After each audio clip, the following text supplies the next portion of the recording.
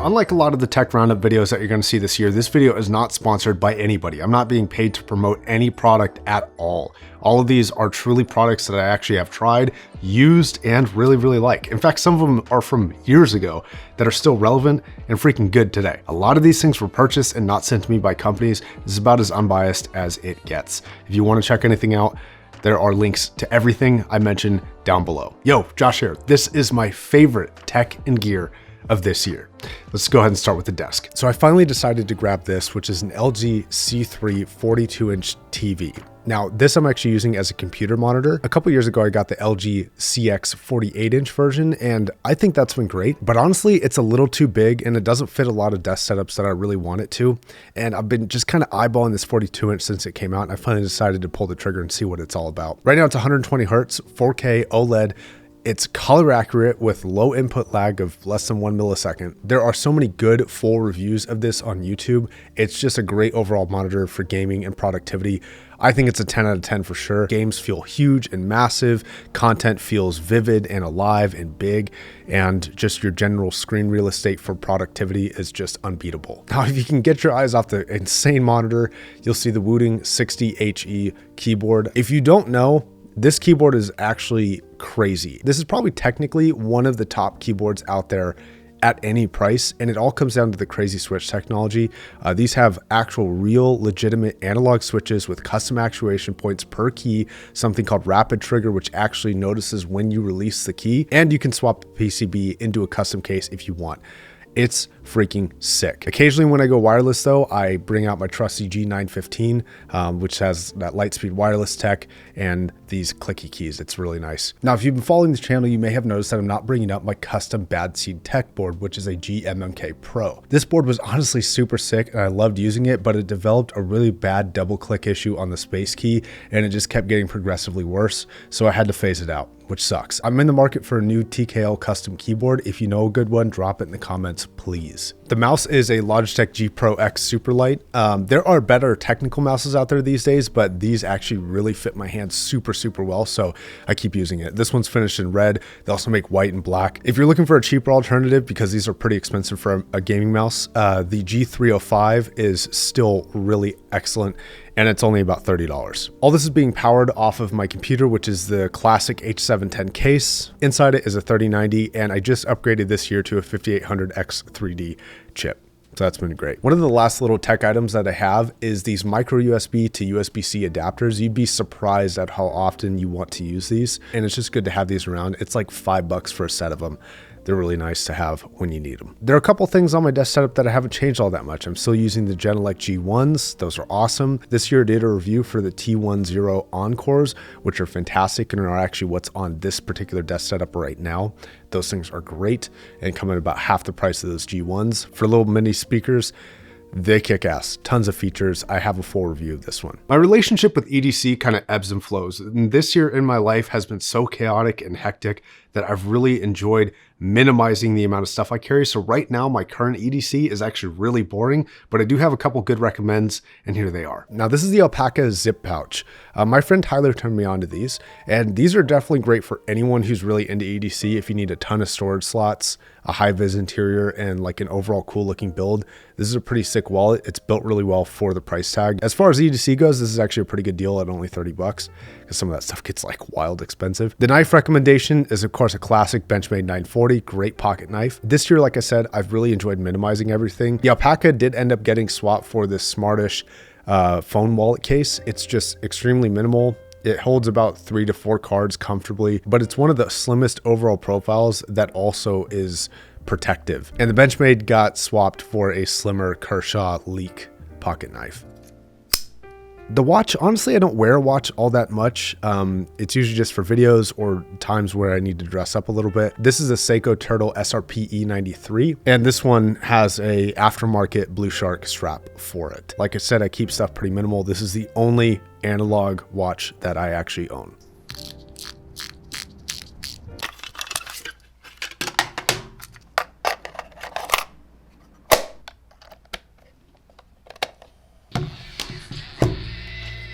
Modern retro devices have become super popular.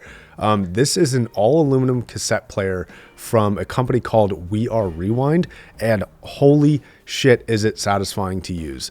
And it's a great pairing with a very popular headphone that you all probably already have, the HD6XX. It's just awesome. I love using this thing. I just thought it was a really cool piece of equipment. Liked it a lot. The camera that I'm using really hasn't changed all that much. It's the Sony a7S III. All the footage that you're seeing was shot off of that today. The key to ridiculous looking footage and ridiculous photos is going to be lenses. The 85mm 1.4 from Sigma is just a cheat code for good photos. Last year we went out and took some family photos, and this thing just creates banger after banger after banger. It's just so good. For outerwear, there's two standouts for me. The North Face puff jacket. I bought this last year. I live in Idaho. It's very cold, and I would make this investment in this jacket 10 times over. It's great. For the backpack, I want to bring this up again because I just haven't really felt any need to upgrade. I'm using the Thule Aspect DSLR backpack. I bought this 3 years ago and it hasn't given me a single reason to upgrade, and it still looks like brand new too. It's very impressive. Okay, I know you headphone guys are interested. I'm probably going to do a whole like audiophile setup of 2023 basically leading into 2024, so I'll have more thoughts on these, but there are 4 headphones that I was super impressed with this year. The Ario Organic at $1,300. I know it's expensive, but just wait. The Meze Empyrean 2 and the Diana MR, which are both about $3,000. They're very expensive, but probably the 2 best headphones that I can recommend right now. If you're into gaming, specifically wireless gaming, the Odyssey Maxwell is probably the best gaming headphone that I came across this year. It's a little bit on the more expensive side, but almost every product I've recommended here falls into the buy once, cry once mentality, these included. All these products are like long-term ownership products. They're not made to be replaced year after year. Some honorable mentions for headphones, of course, the classic 6XX, great headphone. The PC38X has been an excellent wired gaming headphone for me. Super great. I've had that for years and I still love it. And then the AirPods Pros 2. These are probably the best wireless IEM for Apple users still. They have great tuning, great noise cancellation, an awesome pass-through mode, and they've been getting me through my workouts, man. All right, and then here are just a collection of a couple cool things that I found. Don't really fit into any one category, but I think they're really cool nonetheless, and I think you'll find them cool too. If you want to be a man, you need to buy some tools. There are a ton of cool high-tech tools that do really specific jobs, but I'm actually going to break it down to basics here and bring you down to some basic ass screwdrivers that just last a long time and use good quality metal materials. The 2 brands are Wera and Weehaw. They're very ergonomically shaped screwdrivers. A brand for pliers I would recommend highly is Knipex. It's just the best of the best. They're awesome. You'll see tons of reviews from mechanics and electricians on these tools because they last and they're really good quality. And please, for the love of God, if you don't have one, you need to buy an impact driver. If you've never used one, they are shockingly strong. They can remove lug nuts off of wheels. They can drive lag bolts into studs. They can do a ton of different shit. Now, this is a car battery charger. This is actually a gift to me and I've loved it ever since it was sent to me by a friend, Israel. Thanks a lot, Israel, dude, you rock. Now, they make a bunch of these, but this particular model can jump your car and it can fill up your tire if needed. And for under $100, I think the security of this is just super nice. This is a gift that I recommend a lot to people. I've rescued people with this and it's nice just to pull it out and you don't have to fumble around with the 2 cars and the jumper cables.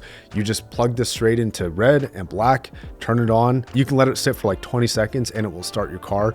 And it's good for multiple uses. I charge it once every like 6 to 8 months. Okay, some weird honorable mentions that are, I think, good, but maybe not the absolute best. The MetaQuest 3, the resolution and frame rate and pass-through modes are really impressive, but their software just is not very reliable for me. I can't get SteamVR to link reliably. This thing kind of crashes for me every once in a while, which is a big L for me. I don't know, in some ways, like the resolution, reducing that kind of window effect, the overall fidelity of the screen is just super great, but man, they got to work on that software, I think. And then Starfield. This was a very controversial game this year. I put about 200 hours into mine and kind of hit this like brick wall for stuff I wanted to do, and like I haven't really touched it since. It's a good game in my opinion, and I personally had a ton of fun with it, but I get why people have problems with it too. All right, dude, that's going to be my list for 2023. If you see anything down below that you like, go ahead and click it. Keep an update on the prices. A lot of these make really good gifts. A lot of them are on the more expensive side, and I know it's really tough this year. The economy is just, it's hitting us all hard, man. But a lot of these products that I recommend here are truly built to last, and I personally stand behind each and every one of them. All right, guys. See you in the next video. Bye.